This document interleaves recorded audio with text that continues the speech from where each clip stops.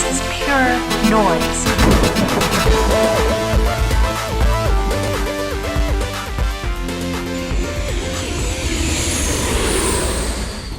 Science Theater is in Paris, and we are at the exact location where Marie and Pierre Curie discovered radium back in 1898. It's not actually on this piece of granite. It used to be different buildings here in the classic grad student lab. There's this big whole warehouse kind of thing, and there's new buildings. But this is where they discovered both radium and polonium.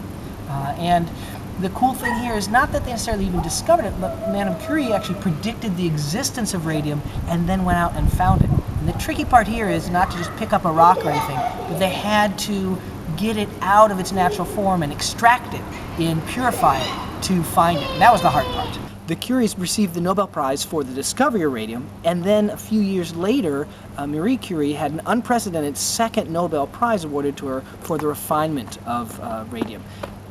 Pierre had already passed away, so they don't give the Nobel Prize to anybody who's not living, so she got it all by herself. I thought I'd talk about radiation real quickly, and people are scared of it, but it's not something to be scared of per se. Too much of it is bad, but you're exposed to radiation all the time. Radiation comes from all kinds of sources, from outer space, even the concrete that you walk on and things have small bits of radiation, and that's not bad. You just don't want large doses of it, and you don't want a lot of large doses. So even going to the doctor and getting a small dose, that's no big deal. All right, you just don't want to live next to it. You don't want to eat it. You don't want to like put it as necklaces. And back then they thought radium was so cool they would put it in makeup and all kinds of crazy stuff. I don't recommend that. So when the Curies first discovered radium, radioactivity was very new, and it was just a crazy thing, and like many scientific discoveries, it was kind of almost on the level of a party trick. In fact, they used to hold up little vials of radium, and you could shut your eyes, and they would move the vial around, and you could still see it because the radioactivity would go right through your eyes. Again, not recommended.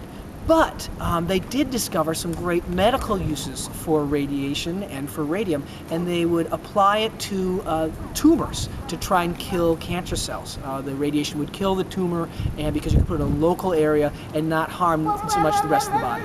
Okay, so I want to leave you with the point that radiation is not innately bad.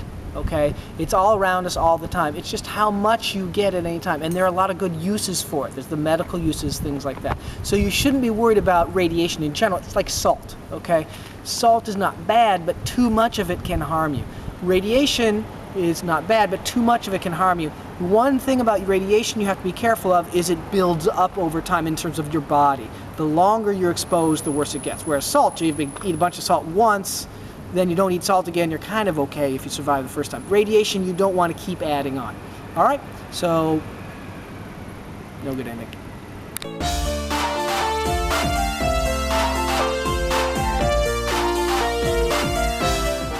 So 2 Nobel Prizes, very impressive. I thought I'd talk about Marie Curie and Pierre Curie discovered radium. And so it was not actually on this block of granite. It was a big warehouse kind of thing. Guest starring my son.